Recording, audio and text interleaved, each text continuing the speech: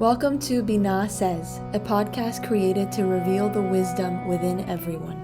But for so long, I suppressed my desires. I would just think like, I'm broken, there's something wrong with me. The path I was on, I was not marrying for love. When I started studying Kabbalah, I had been in a place where I felt so stuck and broken. My mom had so much fear in life, raised us in the Mormon faith, started exploring these questions and being open to the idea that like maybe the church isn't true. But I think I always knew I was gonna be divorced. Like I just don't know anything now. I thought I knew everything and I thought I had a plan and I thought I was set. A wonderful man told me that my desires were important. You realize though how much fear is really an illusion. That was actually a really cool story how the 40-day miracle came to be. Nothing brings me more joy than helping others connect to the Creator. Avigail Tree, welcome to the Binah Says podcast. Thank you. Thank you for having me. It's a pleasure to connect with you. Honestly, you're a beautiful soul. Oh. You are truly a braha, so thank you. Thank you for being with me. Thank you for saying that, and thank you for being here. Yeah. And I'll say it's no coincidence, I think, that we're actually having this conversation because it was not long ago that we connected on Instagram. And before that, I found myself holding something that you had created, the 40-day miracle. Tell me the name. So funny, it's 40 days to a miracle? 40-day miracle, yeah. 40-day miracle with a friend, which a friend of mine had in his car last time I was here in LA. And I was like, what's this? And he's like, oh, a friend of mine made this, gave it to me. And then somehow you appeared in the Instagram portal. So funny. And I'm like, wow, this is the woman that created this book, meant to be. Aww. And then we were trying to schedule this whole interview. And it just so happens that we're both, I thought you lived in LA. No. Yeah. And it just so happens that we were in LA at the same exact time. Yeah, you coming from Miami, me from Vegas, and it just all worked out so perfectly. Yeah. Yeah. Okay, so where shall we begin? So I had explained to you that the purpose of the podcast is to reveal, the wisdom that we have within each and every one of us. And it seems like you have a really interesting story and background, and I've heard little tidbits of it, and I've downloaded some of your messages off of Instagram, but I would love to go deeper and hear more about your wisdom and your understanding of the world. How does that sound? I'd love to. Yeah, thank you. So let's start with where you were born and what that looked like growing up. So I was born in Yakima, Washington. I was the youngest of 5 kids, and really interesting. My mom, actually before I was born is kind of when the story started. My mom was raised in a Jewish household. When she was 17, she decided she wanted something different. And she had a Mormon friend and ended up getting baptized in the Mormon church and went to BYU, which is a Mormon college. Met my dad, got married, raised us in the Mormon faith, and kind of lost connection to her Judaism. And yeah, so a lot of my story has to do with my upbringing in that faith, which was a beautiful one. It's a really, really great, beautiful religion. There's some things that, everyone has to go through with, especially religion, with traumas and programming we have to deconstruct. But it was a really, really beautiful upbringing. Wow. I've only met one other person that is Mormon. Yeah. And I feel like the stereotype of being Mormon is that show, which one? Sister Wives. Oh. Like, that's what I thought it was. Okay, so there is a group, they call them the fundamentalists, that practice polygamy still. The normal, Mormon church, the big one there where there's hundreds of millions of members, they don't practice that. They did in the beginnings, though, of the church. When it was first founded in the 1800s, they practiced it for a while. They stopped. So it's no longer a practice, but it is definitely part of the teachings. In heaven, it's a pretty good chance you're going to be, at least for me, one of many wives of your husband. And what's funny is one of the reasons why I was told this happens is because women are more spiritual than men. So the amount of women that will be in heaven is much more than the amount of men. So it just kind of has to be that way. That's an interesting interpretation. Very interesting, right? Anyways, it wasn't part of my everyday story because they don't practice it now in that group. But it's definitely part of the history, yeah. What do you think drew your mom into the Mormon faith? So her upbringing with Judaism specifically was very fear-based. Her grandmother was a Holocaust survivor. Her 12 siblings, I believe, 11 or 12, and her parents all passed from the Holocaust. She was the only one to survive, and she came to America, and obviously, like, going through that, you'd have so much fear. And so that passed down, and the only thing my mom knew about her religion and spiritual path of her family was that it's dangerous. And that was pretty much the only stories I ever heard. There wasn't like the beauty and the spirituality or God around that story. But she had a friend who was a member of the Church of Jesus Christ of Latter-day Saints, or a Mormon. And she said she was so happy, and her family was happy, and they would go to church and they would sing songs, and it was just like so lovely. And so she wanted that. And so it kind of led her to that. What are some of their main beliefs? Mormons? So, I mean, there's a lot. The main thing is they have a book of scripture. It's called the Book of Mormon. They say it's another testament of Jesus Christ, and it's about what happened in the Americas, like North and South America, during and after Christ's life and after he died. So it's interesting, which I think there's actually a lot of truth to that, like of this historical text. There's a lot of beautiful overlaps, especially like what I learned in Kabbalah with like priesthood power, like men having the ability to give blessings and different things, like different structures that I see often through Kabbalah, I see in Mormonism as well, which is actually very interesting. The founder of the Mormon Church, Joseph Smith, was a Freemason, and they study Kabbalah. So I think that's why there's so many like similarities. Oh my gosh. Okay, what exactly is a Freemason? Oh, okay. Do you know of this? Have you heard of Freemasons? I have heard of it, and I actually was in Austin, Texas. I went to a yoga studio. Yeah. And it's always interesting how I like try and find yoga studios. Yeah. It's like my one prerequisite is that it has to have some sort of like altar where they're like devoting their practice to a higher source. Like I don't want to just go to like a yoga gym where people are just concerned about their body and working out and looking good in the mirror. Yeah. Like it has to be a spiritual place. Yeah. And this one I found was a spiritual place. Like it had all these different aspects that I was like, okay, this is the place that we have to go to.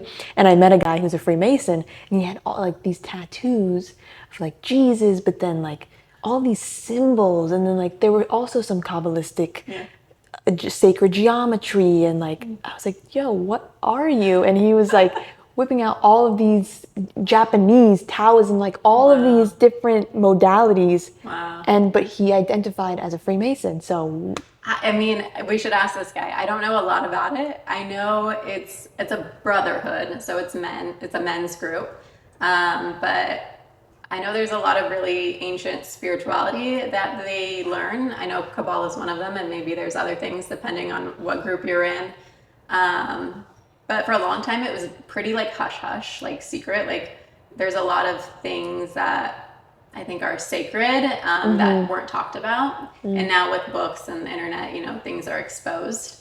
But from what I can tell, it's very charitable based, like service based group. Like they really have a deep connection to God, and they support each other. I don't know. It seems like a really beautiful organization, but I don't know a lot of details. okay, interesting. It's kind of one of those like secretive, you know, like kind of alluring things we all want to know about. So, I guess what took you from Mormonism into more of your study of Kabbalah? How old were you? What did that time in your life look like? So, in my Mormon upbringing, I had a lot of,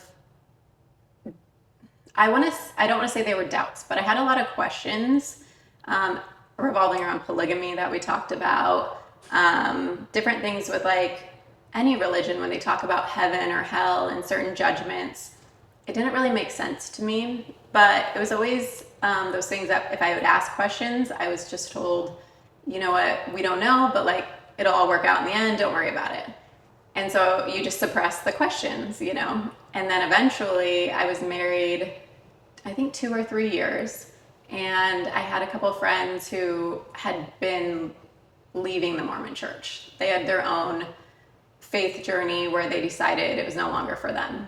And so talking to them and hearing about how they had the same questions I had, but they were actually looking for answers now. They weren't just accepting like, no, I just don't know. They like wanted to know, you know, they weren't happy, especially in this situation, with how the LGBTQ community was being treated in the church. There was a period where the church was like very active about making it illegal to marry the same gender, and the suicide rates for like gay kids in Utah were insanely high, and there was just a lot of issues going on with the church at that time in this area. Actually, what led to it for a lot of people at this time, I think this is when they left the church, and soon for me, was there was a year where the church said they wouldn't baptize kids whose parents were gay. And that was alarming to a lot of people, obviously. They revoked it and took it back like a year later. But it opened up a lot of questions for a lot of people, right? So I was like 2 or 3 years into my marriage, and I started exploring these questions and being open to the idea that like maybe the church isn't true, which I was not open to that idea before. And yeah, it was like, ooh, that was a rough time. Like everything, you know, and you built your whole life on, like, I just thought my whole life was set up through the structure of the church. Like you get married in the temple, you have your kids, you go to church, like you're good. But now it's like, okay, all that's gone. Like, what is my life based on? Like, where is my faith or my hope for not only my family now, but like the afterlife? Like, I just don't know anything now. I thought I knew everything, and I thought I had a plan, and I thought I was set. But it was like, oh, it was hard. It was scary. But I just couldn't deny that like things weren't adding up. And how the church taught about God was like not something I could get behind. So I just decided like, you know what, this isn't for me. I can respect it, but I don't believe it. And I told my husband, and that started like a rocky like 5 to 8 years after that. Oh, wow. Yeah.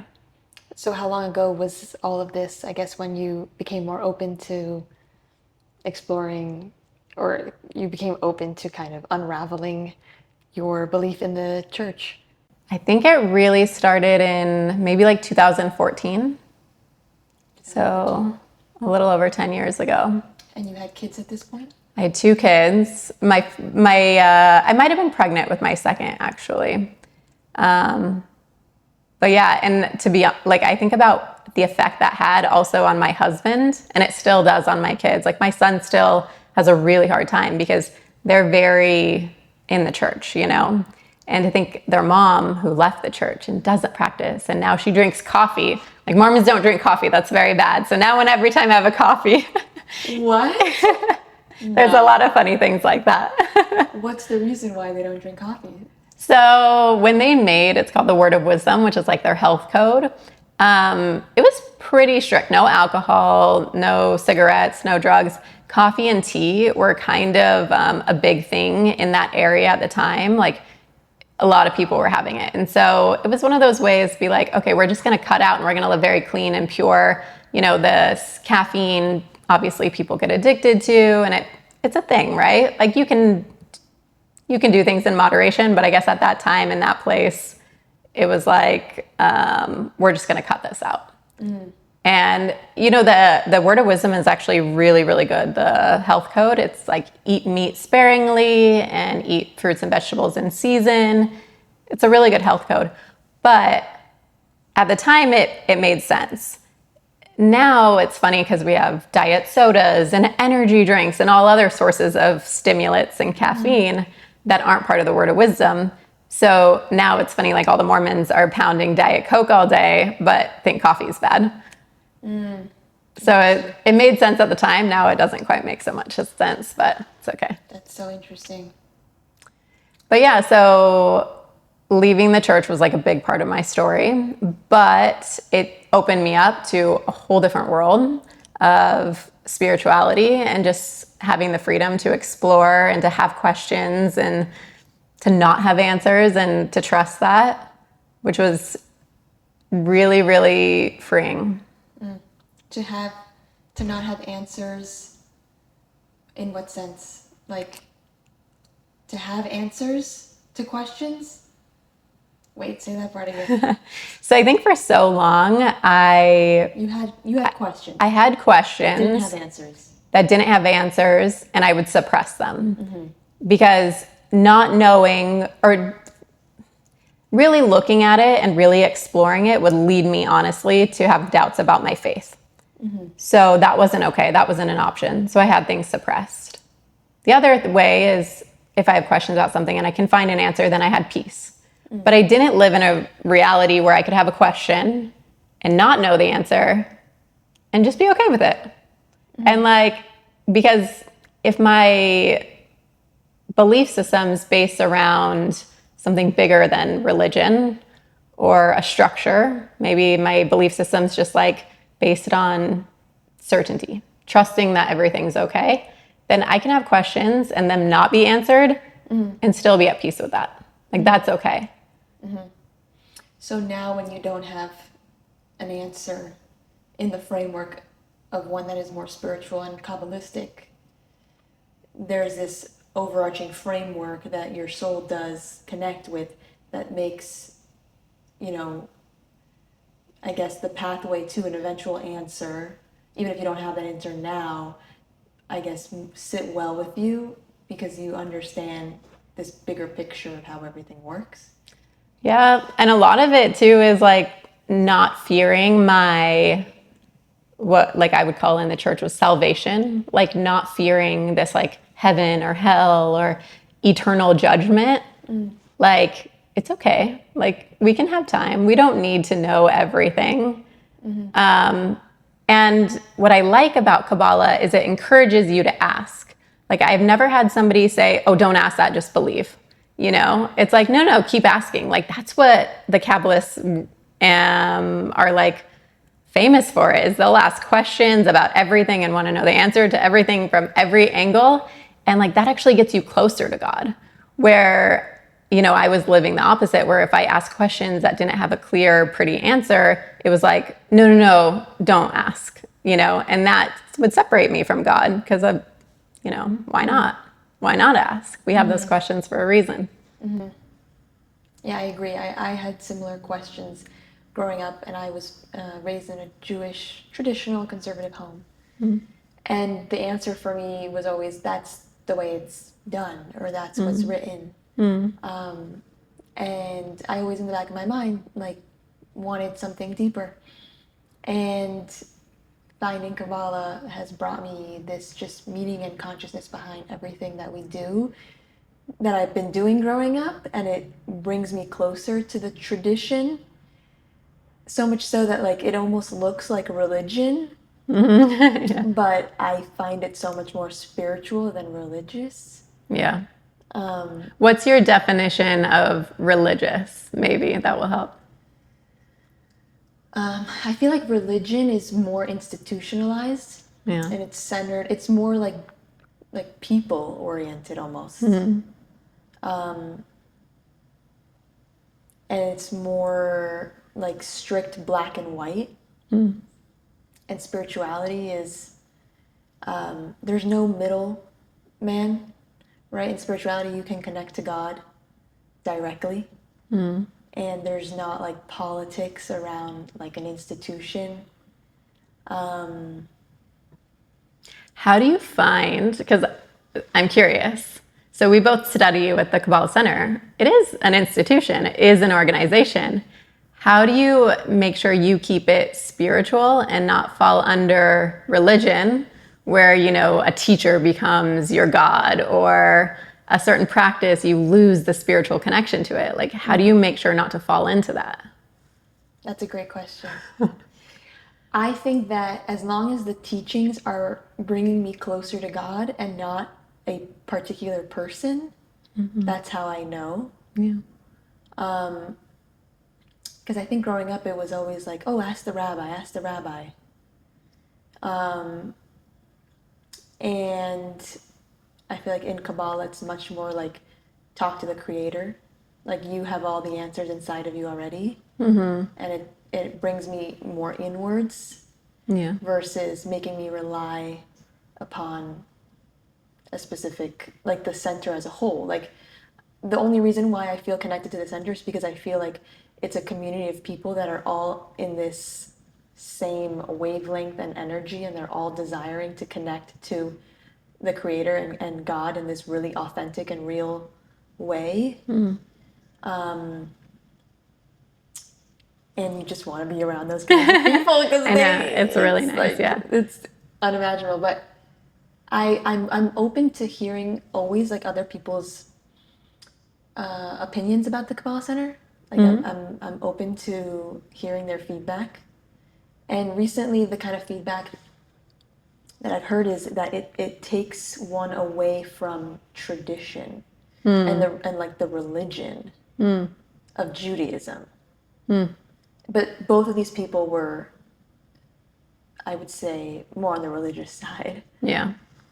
So it's everyone, I mean, for me, it's like, as long as you are connected to something greater than yourself, whatever path that is, right, and whatever that looks like for you, as long as you're a loving, caring human being, and all you care, like what you care about is not hurting other people, right, and creating a world of peace, like call it whatever you want. Yeah. So yeah, I'm open. I think that's the beautiful part I like about spirituality is I feel like it doesn't limit people to a specific path. It actually embraces you to find what your path is and honors that every path is important. You just have to find which one yours is and whether that changes or not. Because like I've never had anyone, not to say I won't, or if I did, it would be bad. It would just be something to deal with. But I haven't experienced through my studies of Kabbalah anyone shaming me or judging me for making a mistake or not acting as my highest self or exploring different things. Like I've felt so much freedom to really just live life and learn and grow as like I need and I desire. They say there's no coercion in spirituality. I've not experienced that in a religious setting before as I have at the Kabbalah Center. Not that to say it can't happen. And that's where we have to have our own autonomy and strength to stay free and independent. But it is very beautiful when your focus is spirituality. You can see there's a purpose for every single thing, even falling back and, Yeah, I remember I was studying like the philosophy of yoga at the same time I was starting to study Kabbalah. And I was finding all these similarities, like exact similarities in these two texts I was reading. And I would come to my Kabbalah teacher, Ariel, and I would say, Ariel, what we're talking about in class, they say this in the Yoga Sutras. And it's like, that's how I knew that this was like true, right? Because it was being downloaded in different parts of the world by different channels. Yeah. And it was all saying the same thing, but using maybe different words or different names. Yeah. And that's like the beauty I saw in this. And it was at a time where I had gone to India shortly thereafter, and that was a life-changing trip. Have you been to India? No. You would love it. Yeah. Tell me more about what you're doing now. Where do you spend your energy now in your life? Well, I'm a mother of two, so that takes a lot of my energy, which is beautiful. I have my day job. I am an interior designer. I did not know this. I didn't tell you this part. I'm finding this out now. But a big part is sharing spirituality. I love it so much. A year ago, I had so much to say and so much to share, and I found myself like throwing it down the throats of my family who did not want to hear it. And I was like, I need an outlet to share all these things that I believe and feel and come to me. So I started sharing on social media. And in that started sharing some tools I use, like the 40-day miracle that you talked about. That was actually a really cool story, how the 40-day miracle came to be. Tell me about it. So funny. The funny thing is that David Sorkin gave it to you too. So when I started studying Kabbalah, I had felt so stuck and limited. Sorry, say that part again. No, you're good. When you started studying Kabbalah? When I started studying Kabbalah, I had been in a place where I felt so stuck and broken. Like I had always wanted to change and transform, but I didn't know how to do it. And every time like I would try and felt like I wasn't changing, I would just think like, I'm broken, there's something wrong with me, like I'm just gonna be this way forever, whether it's anger issues or laziness or whatever the negative trait I had was, I wasn't able to transform it. Anyways, I started studying Kabbalah and getting tools on how to actually transform, like restriction and sharing and these simple terms. But like when I started to apply them, I noticed I could actually transform and I was becoming like a person I really liked. And so I learned in Kabbalah the power of like a 40-day commitment, let's say. So if there's something you want to shift or a habit you need a break or something you want a miracle to break open in your life, if you can focus your intention on that, changing your habits and like praying for something for 40 days, then you'll have a big breakthrough. And so I was super into this idea. So I was like, okay, let me try it. And I tried it and literally I like had such a big shift in my life. At the time I was working with my temper and like my anger issues. And I had such a temper with my son, especially. He's like, we have a good soul contract. But I couldn't get like a grasp on it for the life of me. And I was like, I'm just this like terrible mom. I'm so angry and short tempered.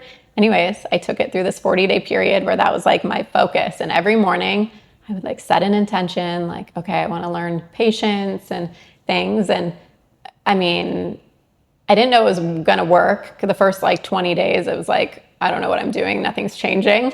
But then like the last 20 days, I started to see like shifts and a little more control and different things. So anyways, I was like, really liked it. And I could see the impact of just sticking with it for 40 days. So I started to do it again for a different thing or maybe the same thing to go to another level. Anyways, I noticed that when I attacked one thing at a time in my life and like really set the intention to focus on that for 40 days, I transformed like really powerfully. Like it would be a transformation that would last and make a big difference in my life.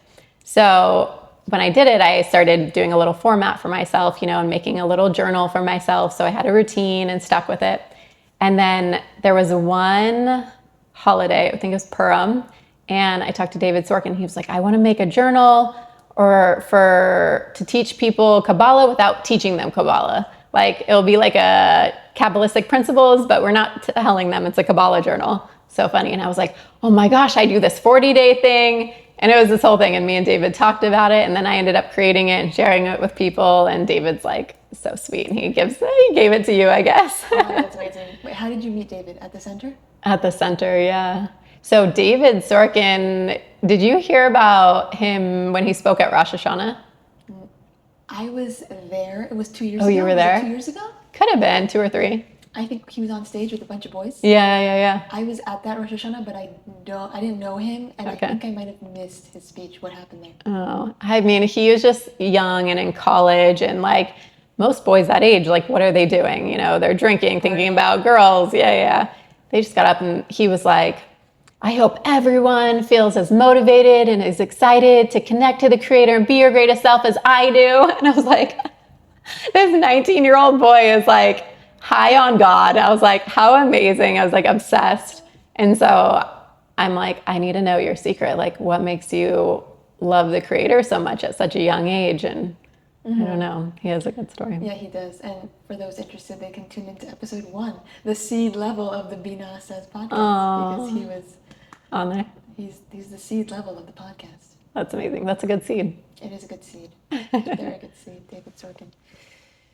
Okay, so your energy goes obviously into your children, and then sharing, which is a huge principle of Kabbalah, which I think is part of the reason why I started this podcast, was to create an outlet to share everything that I receive, to create that circuitry between us and the Creator and the whole world.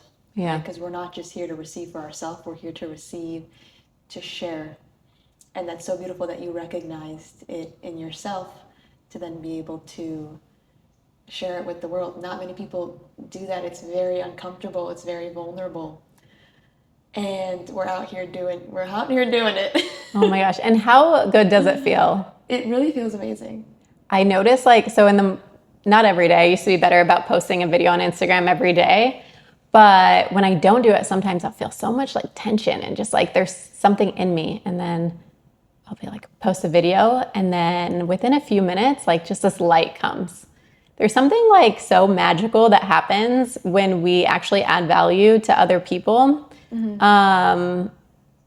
We can't see it, but it really does. Like energy is real. Like when you do something that betters somebody's life or brings them closer to the Creator or, feels more love, like it opens up something in us and it's really miraculous.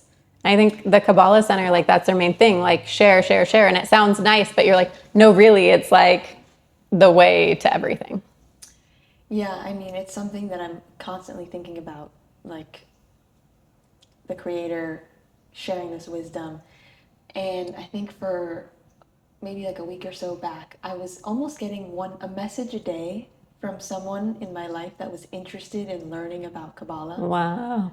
And I was like, wow, this is real. Like you feel a hunger from people, I think, in today's world, craving a connection to something greater than themselves because of everything that's going on. It's necessary. I don't know how people live without it. I used to live without it, and I don't know how I was doing that. Oh my gosh. There's just no like guidance or framework to anything. Every day, like there was no meaning to the day. And now the day is filled with endless meaning. How does that look like when you say your day is filled with endless meaning? Like what brings meaning to, say, like a mundane part of the day where you're like driving home from work? Oh, that there's a huge opportunity in driving. I mean, I'm constantly, I listen. That's an opportunity for me to just start talking to the Creator, like out loud. Yeah. Or listening to a lecture and bringing in new consciousness. Yeah. Learning something about what's going on with the energy of the week and the parashah and the consciousness of what the Torah is saying. And but there's opportunity to reveal light in every moment, right? Like earlier today, I had a really frustrating phone call. Yeah. That I didn't want to be on, but I had to keep reminding myself there's light to be revealed in this phone call. There's times where I don't want to read a 60-page contract, and I'll say there's light to be revealed in reading this, or I could use ChatGPT and then reveal some light that way. But what does that mean? I'm thinking like if somebody listened to this, like there's light to be revealed. Like what is the light of reading a 60-page contract? There's like a lesson, like a learning, a takeaway. Yeah. Something that connects you to your higher self. Yeah. So in overcoming something that I didn't want to do in reading this contract, right, now I'm connecting to this like energy source that brings me the energy that I need to do something I wouldn't want to do normally, but knows it's for my benefit. Yeah. I think you expand in those moments. Yeah. When you're like, because it's true, it's a limitation. If we don't want to do something, like, look at God can do anything. Like, God does do anything. Like, there's energy. If we can expand through our discomfort of not wanting to do something, like, you get bigger, your vessel grows, and then you automatically have more light come into your bigger vessel. It's a good way to look at it. What do you think was the thing holding you back from sharing in the past? Oof. I have such a tikkun, soul correction around sharing spirituality, like very specifically spirituality. So, like, I can talk about other things and be fine, but when it came to spirituality, and it still does, it's still something I work through, I fear so much judgment, and not from people who aren't spiritual, but from people who are spiritual.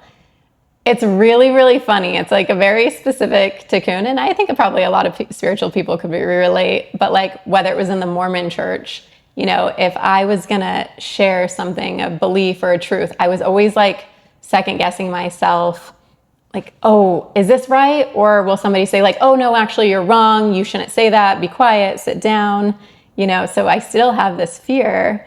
It's getting better, obviously, I've worked through a lot of it, but it's still there that like, you know, what if I say something that's my truth, but an authority or somebody else will say like, oh no, you shouldn't say that. Like, you're wrong. I've never actually experienced it with the Kabbalah Center, but the fear, or spirituality in general, but the fear still lives there for me. So I think everyone has their own reasons to not, like, what fears they have to break, but specifically that's mine. I mean, mine is similar. It was always what people would think of me. Yeah. The quote goes something like, in your 20s, you're afraid of what people will think of you, so you don't do that thing. In your 30s or 40s, you realize that you don't care what people think, and you do it anyways. And then later in life, in your 50s or 60s, you realize people didn't really care to begin with. And you could have done it from the beginning. Right. So I remember hearing that quote, and I was like, wow, how can I get to that 50s and 60s mentality now in my 20s? Yeah. Because that would save me a lot of time. And I feel it. I feel it the more I post, the more I share. The more I tap into what my soul is telling me to do. I feel myself peeling away the layers, the shell that has been built up around my heart. And I've only experienced it once. I had started an Instagram because one of like the hardest things for me was when I was studying yoga, I got into chanting, like chanting meditation, which I still do now. And I play this instrument called the harmonium. And it's something that's used by like devotees of, you know, Hinduism. They say devotees of the god Krishna. And I was raised more so with like a negative connotation of Hare Krishnas. And I was afraid of what my family would think of me. I was afraid of what other people would think of me. But I knew that my soul was meant to express itself by chanting these mantras. Like, it just felt like I had done it. It just felt so natural. So I started a separate Instagram account where I was chanting these mantras.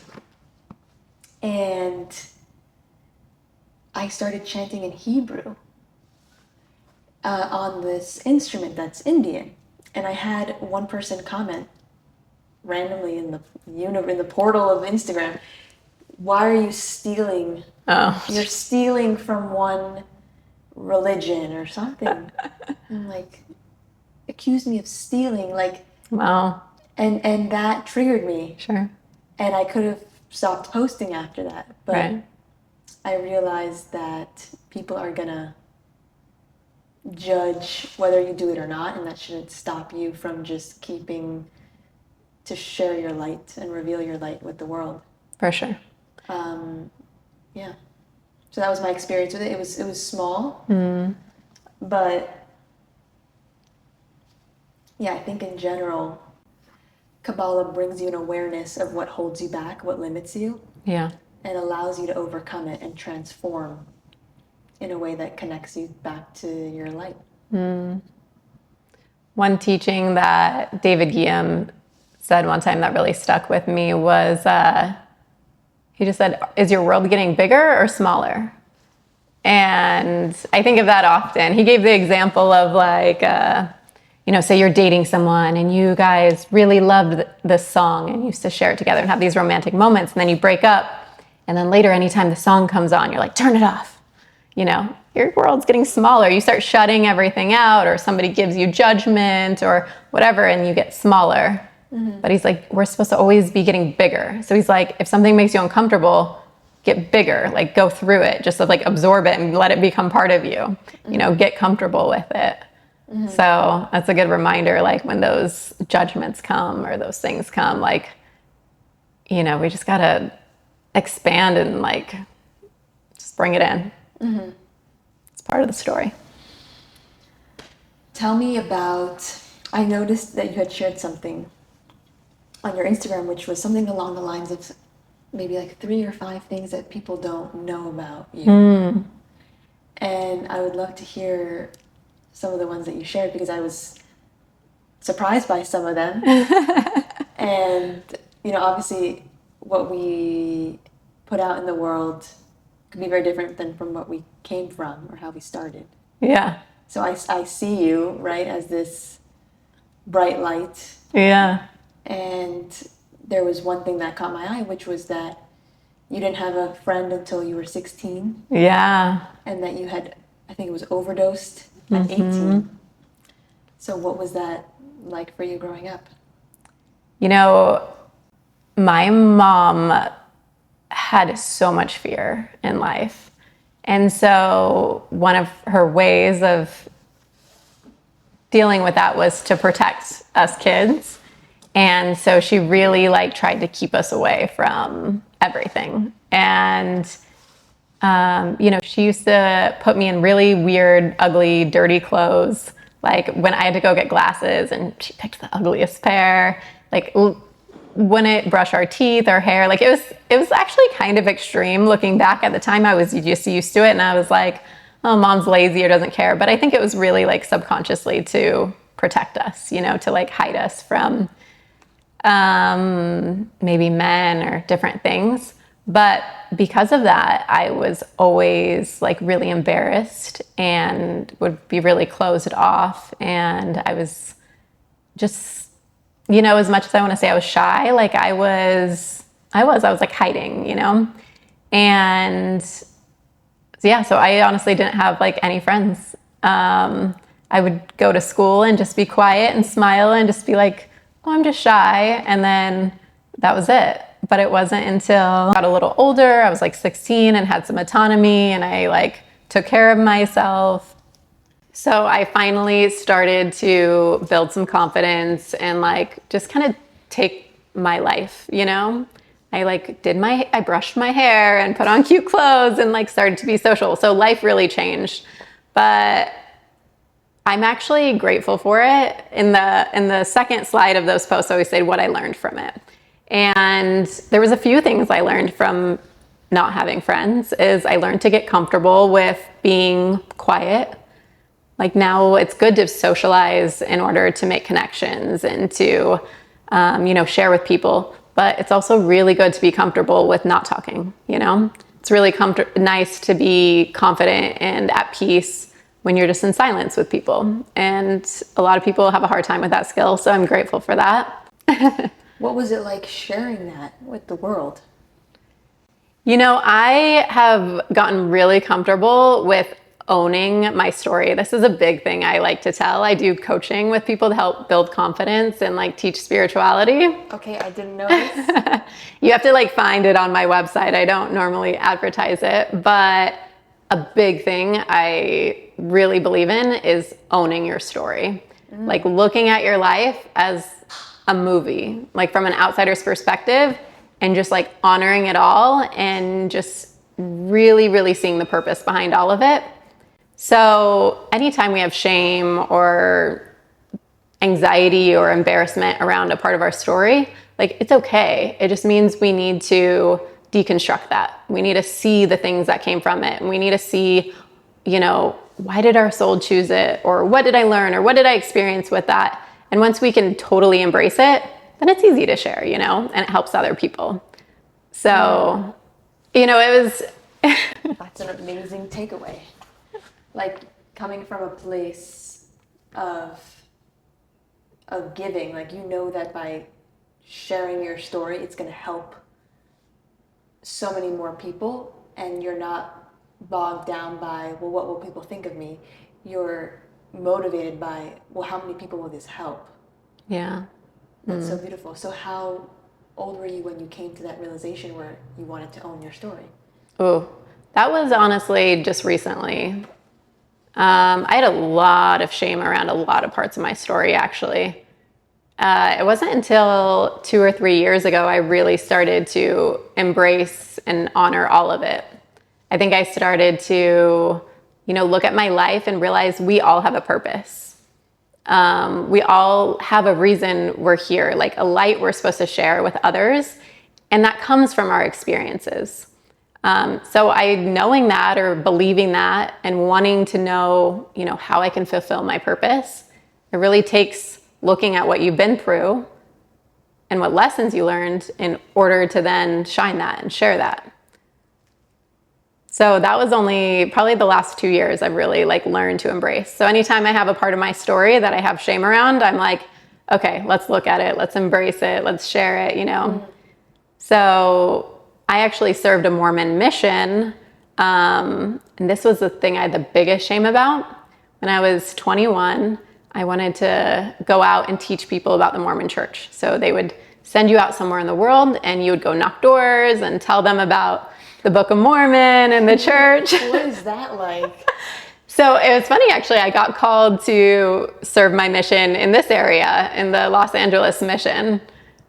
Do a lot of people just close the door? Oh, yeah. Like very few. It's very rare that like through knocking doors you meet people. Usually it's through contacts of like friends or other things, but... I think they came knocking on our door. Yeah? Many times in Miami. And we wouldn't open. Yeah. So that's what I did. Oh my God. But here's the thing. After 3 months, I had so much anxiety being there. I was so uncomfortable. I hated the idea of pushing religion on people. When somebody wanted it and we would teach, it felt so good. Yeah. But a lot of being a missionary was like convincing people and like hunting for people. And I don't want to say every missionary does it that way, but that was kind of how it was taught. And it was very uncomfortable for me. I did not like it. So I had so much anxiety. I ended up leaving after 3 months. It was supposed to be 18 months. And you're not paid for this, are you? No, you pay to go. Oh, I think it's like $600 a month or something. But I think you're paying for your housing and things. But honestly, it's a beautiful experience for most people. You really like learn to grow up and to care about other people. And, you know, with the right intentions, like if you're like, people are looking for God and I'm just trying to make it available to them, it's beautiful. But when you get into the whole like coercion, persuasion route, it can get a little murky. But anyway, so I left. Oh my gosh, that was the most shameful part of my life. Like it is so shameful in the church culture to leave a mission early. Like I could imagine it's like being in the Israeli army and like going AWOL and like quitting. It's like very shameful. Like you don't do that. Because it's supposed to last how long? For girls, it's 18 months and for boys, it's 2 years. That is a long time. Yeah. You don't talk to your family. To be paying $600 for 18 months? How much is that? That's a lot. Yeah, and like at the time, they've lightened up a little bit. You only spoke to your family on the phone twice a year. You could send letters or emails once a week. Yeah, a lot of strict things. Like the dress code was like when girls would wear long skirts and like long shirts. You always had a name tag. And, you know, you were like a representative of God. So you like were very professional all the time. You're always with your companion, your partner. You never leave each other's side except for in the bathroom. Like there's a lot of really like extreme, but like cool things. I don't know. That is so interesting. So that brought you a lot of shame, but how do you see it now? Now I think it's beautiful. Honestly, the biggest thing I think it's so beautiful is how much shame I had and how much I had to overcome that shame. I think that was probably the most light to reveal from that story. There was many lessons about, you know, I loved spirituality. I loved the idea of teaching people about God. And it came through Mormonism at that time. But like really my intention was like so good. Like I really wanted to help people. And also like, I think it's good that I was uncomfortable with certain things they were doing, you know? So it makes sense, like why I left and all these different things. There's a lot of different lessons to take from it, like any of our stories. But I think the biggest one was just overcoming the shame. Because I literally, like, I didn't even tell people I went on a Mormon mission for years. I just like pretended like it didn't happen, you know? And like my family, like nobody talked about it. It was just like this shameful, like secret. Wow.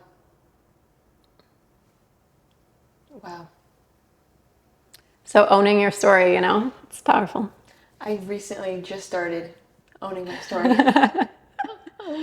And I guess my story, a lot of it had to do around like overcoming my insecurities and not loving myself growing up.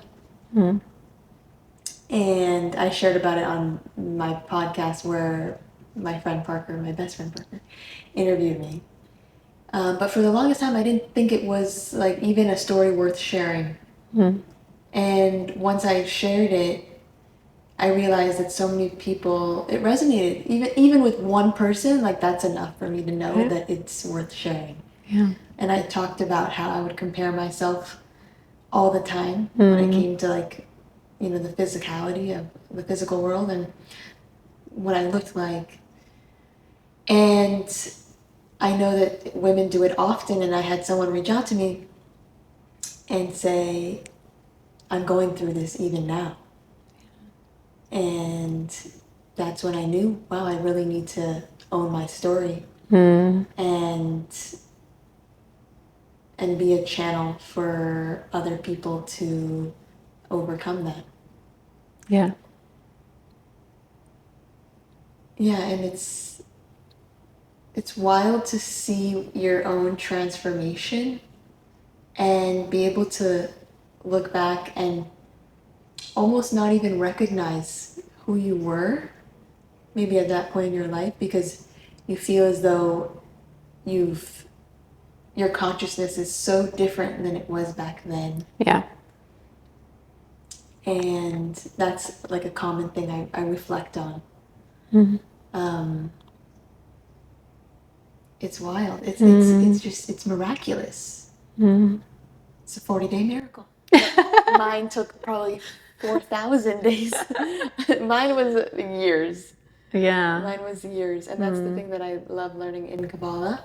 It gives you the tools to speed up this process that our soul is meant to be on. Yeah. This process of transformation, of change, of evolution. Yeah. Where you can experience the light, right? This endless abundance of everything our soul yearns for in a second. Yeah. Beautiful. How long did it take you to embrace your hair? Like where you really loved it and you're like, oh man, this is like what makes me like really like special in the world? Because the reason why I ask is I have curly hair and I've yet to embrace it. It's not that curly. Okay, well, my hair journey's been like about an 8-year journey, 7 or 8. So I was in college when I stopped like relaxing my hair and stopped blow drying it and putting chemicals. The last time I straightened my hair, people asked me, was my college graduation. Okay. And I used to hide my hair. I used to put it in a bun. I used to put hair bands on. Like you wouldn't have known. that I had this hair. So Because I funny. was ashamed of it. Like, it didn't look like anyone else's. Yeah. And I didn't know how to work it, how to even Yeah. get it to look like this. And I remember there was one girl in my high school who had gorgeous curly hair. And I would just be enraptured by her hair. And I would say, if only my hair, looked like that. And little did I know it was possible. Could have. I just wasn't treating myself with the love that I deserved. It's funny because in Kabbalah they say it all the time, like the greatest light also has the greatest concealment. So the things that take us a long time to reveal, it's a really good sign that it's a lot of light. That's true. That's true. I thank God for my hair. I have to think about it now though, like what in my life right now am I frustrated that it's taking so long to reveal? But it's like, if we see it that way, like, hey, you're doing the work, you have certainty, like it just means it's going to be a greater light once it is revealed. It's inevitable, it's going to be revealed, but Yeah. It is inevitable. And it's whether you're allowing it to pull you. There's this concept of being pushed towards the light or pulled towards the light. Like, are you allowing things to happen to you, or are you taking the actions in a way where you're wanting to reveal the light? Does that make sense? can you give me like an example? I feel like the gym is like a good example. People always relate to the gym. Yeah. So it's like, you need to exercise and move your body to live a long, healthy life. So are you deciding every day to go to what have you, the studio? Or are you waiting for the doctor to say your heart is not working as it should, you need to start doing cardio? Right. So it's like, are you the force saying, I'm going to do this every day, or are you waiting for the last hour, the final hour, to be like, oh, I should have been doing this, now let me do it? Yeah. Like the light of your soul is going to be revealed inevitably, but are you going to be proactive and reveal it on your own, which it's harder up front, but it's faster and it's much easier long run. It's less painful. It's more exciting. But again, harder initially.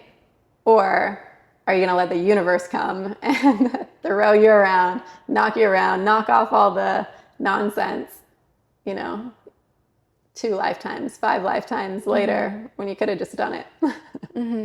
Exactly. I wanted to talk to you about the topic of divorce. I feel like is one that Kabbalah has an interesting view on that I've never heard of. And I had this moment in high school where all of a sudden, out of nowhere, I became afraid of getting divorced. Because I experienced it through my best friend at the time, or she's still a very close friend, a best friend, where her parents got divorced, and it was like 30 years into a marriage, 4 children. I'm one of 4. So I kind of vicariously put myself in her shoes and was like, wow, this is the worst thing happening. Like, your world is falling apart. So I was always afraid of that happening to me. And I remember sitting in the car one day with my dad, and I said, Dad, I'm afraid of getting a divorce. Like, I don't want to marry someone and then that lead to a divorce. Yeah. And he said, well, instead of focusing on what you don't want, focus on what you do want. So instead of focusing on not choosing a partner that would lead to divorce, focus on choosing a partner that will lead to a lifelong marriage, one of, growth and love and kindness. And that was one of the greatest pieces of advice that I received from my father. But Kabbalah talks about divorce differently, and often it's like an opportunity. There's a lot of light that I guess, let me rephrase. The shame around getting a divorce, which is one I would have felt, it reframes that. So what is your view on divorce, having gone through a divorce? What was it before and what is it now? You know, it's funny, this is very specific to my soul's journey, but I think I always knew I was going to be divorced. Whether I think it was honestly, like, truly what I believe is I knew it was part of this life's journey. Or, and the path I was on, I was not marrying for love. Like, I was marrying for security and safety. And with my belief system, marrying for safety and security meant I was going to be unhappy. So I was setting myself up to be unhappy in my marriage. So my situation's a little bit different because I didn't marry for love. And so when I got divorced, it was actually a relief. So I didn't have a lot of judgment or stigma around the idea of divorce. There's the reality, it's going to be very hard on a lot of people. Like, right when you get divorced, it's hard on the kids and it's hard on family. It's hard on my ex-husband who didn't want to get divorced.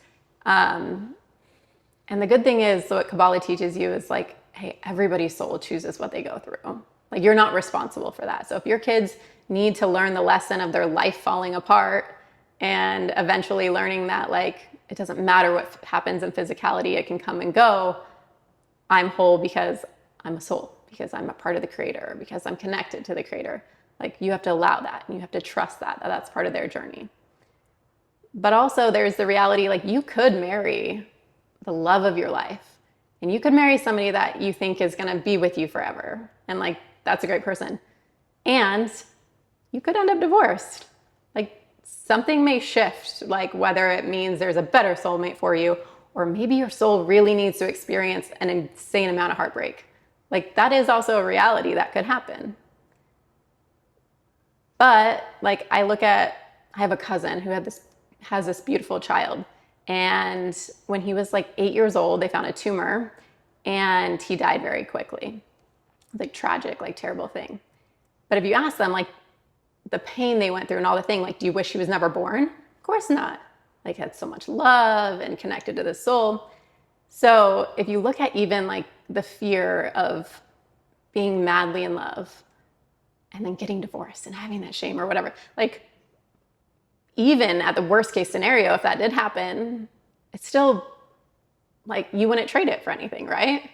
So, like, it's just one of those things, like, anything could happen. You could have your dream job and then it all fall apart. Does that make it a failure? No, you had your dream job for however many years, and then you'll go on and have purpose in the next chapter. So, I mean, Kabbalah is really good about talking and sharing about soul contracts and purpose for everything. But I think the biggest thing Kabbalah's taught me is that you really just, like, the only way to live is believing that everything is truly happening for you. Mm-hmm. Yeah. I think it's funny because I feel like you'll find so many people in Kabbalah that are divorced, but you'll also find so many people in Kabbalah that are remarried after divorce. Like, that rate is probably even the rate of remarriage after divorce in Kabbalah, I'm willing to bet, is the highest statistic among any group or class of people. Yeah. And also at any age, because I meet people that are maybe in their 50s or their 60s that get remarried. And I feel like the normal consensus is that it's too late to find your soulmate at that age, right? But Kabbalah completely removes any and all limitations you might have around anything. Yeah, what's possible. And you believe that anything is possible, and then you just attract your soulmate at whatever stage in life you are. And I think that's so beautiful, to just never give up faith or trust in the Creator. Yeah. And it depends why you get divorced, right? Like, are you getting divorced because you want to escape the challenges of a relationship? Okay, maybe you won't ever get married again then. But if, like, maybe you learned all you could together and you created all you could together, and now you need to go and, create something in a different area. Like, we don't know. And then, so maybe the divorce, as hard as it's still going to be, like, it's going to serve a greater purpose. Yeah. Isn't it funny how you realize, though, how much fear is really an illusion? Because when you have that fear, once you get through the other side, you just don't give a F anymore. Like, like you're just like, you got to live for you. And it happens, I think, all the time. Like, I have so much fear around what people think, whatever. Once you finally have enough people, like, give you judgment or criticism, you just become numb to it. And you're like, whatever, I don't even care. Like, I just got to do me. And, like, the more we do that, the more we see, like, fear is, like, such an illusion. It is. I like to say the only fear I have now is fear of not being connected to the Creator. That's the goal. I'm impressed that you've gotten there. That's the only fear I want to have. Yeah. Other than, like, maybe walking across a tightrope between two mountains in the Grand Canyon. I mean, that I probably wouldn't be jumping up and down to do.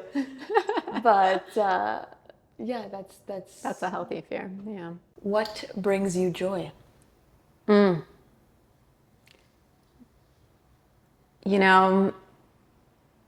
Just like our conversation, like, nothing brings me more joy than helping others connect to the Creator. Like, nothing. I mean, it's been the theme of my life. That's why, like, we even talked about my biggest shame was around wanting to do that through the Mormon mission and then feeling like I failed at it. But anytime, like, even just conversations like this, where it livens up your love for the Creator and for that depth and purpose in life, any way to do that brings me the most joy and the most energy. I agree. Yeah. That brings me joy too. And you do that through your 40-day miracle book, and you do that through your podcast, which you started between two strings. Between the strings. Between the strings, which tell us a little bit about. Oh, that's a fun one. So yeah, I sit with people like this, but actually mostly it's virtually, Kabbalah students, and I get to know what brought them to the ancient wisdom of Kabbalah and really how they use it in their lives and how it's transformed their lives. And it's really, it's always exciting to hear everyone's stories, I love hearing people's stories. Yeah. It never gets old of hearing the stories.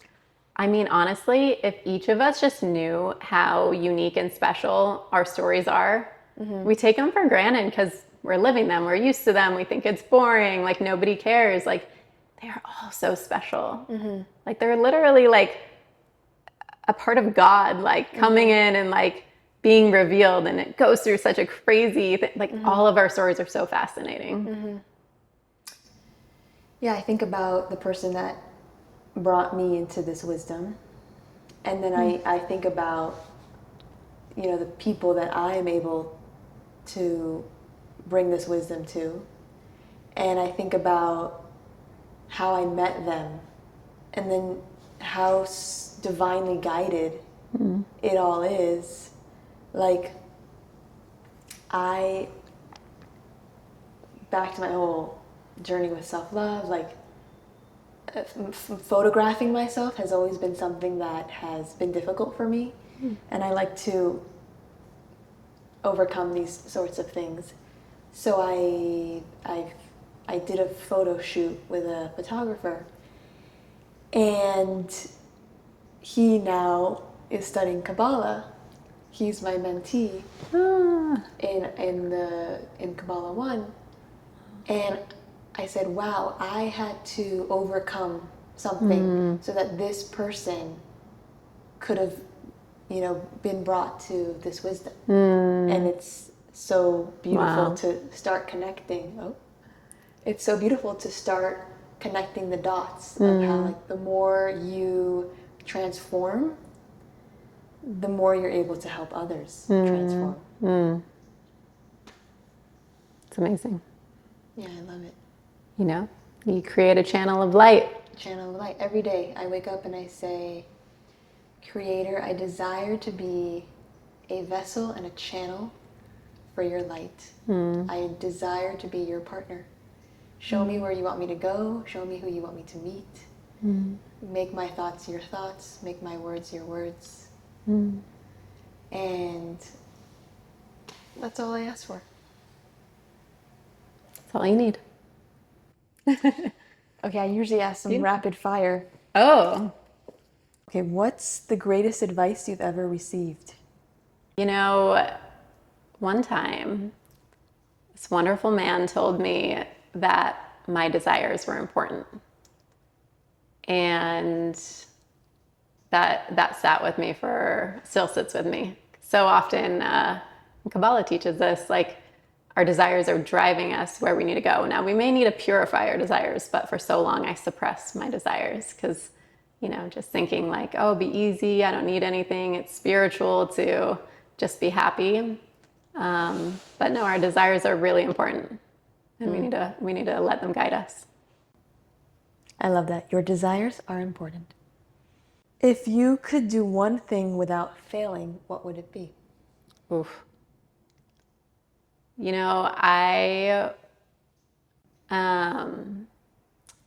I would really jump into just creating spiritual community and events in Vegas specifically. I live in Vegas, and I have all this like Kabbalah connections and all over, but not in Vegas. Like, I would bring it just fully there. I love that.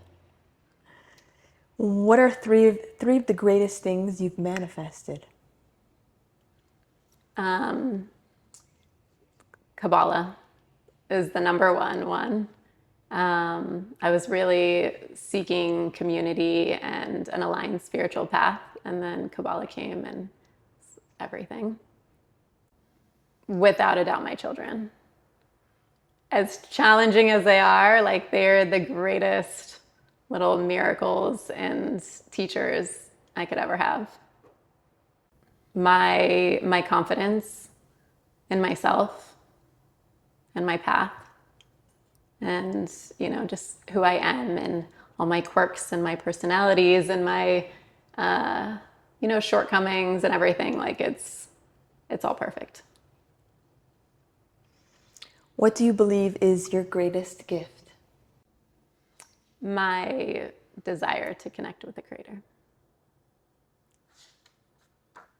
It sounds so cliche from like a Kabbalah student, but it truly is. Hey, I love all these answers. I'm like, ding, ding, ding. What's a book you recently read? Well, you know what? This isn't reading straight through a book, but my teacher recently had me do the 30-day Zohar connection workbook.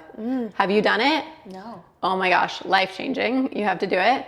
So it takes you day by day on a topic, like whether it's self-love or certainty, like those are vague terms, but each day will have a topic, and you'll read a portion of the Zohar, and then it'll have journal prompts, and you answer journal prompts, and then you do a self-reflection at the end of the day about how it showed up in your life. And it's so crazy. Like, it makes you realize how powerful the Zohar is, because every day like that I do it, I see how whatever it was focused on like really shows up in my life. Wow. How would you define happiness? Ooh. Honestly, having purpose in everything, whether it's even in the sadness, like knowing and having purpose in all those moments, it makes you happy all the time. Well, thank you, Abigail. Thank you for being on the podcast. Oh, thanks for having me. It was really feel fun. very blessed and grateful now to have you in my life. Mm-hmm. And I know we were meant to meet, and there are no coincidences. And I look forward to all the things that we will create together, hopefully. Yeah. Thanks for tuning in to Binah Says.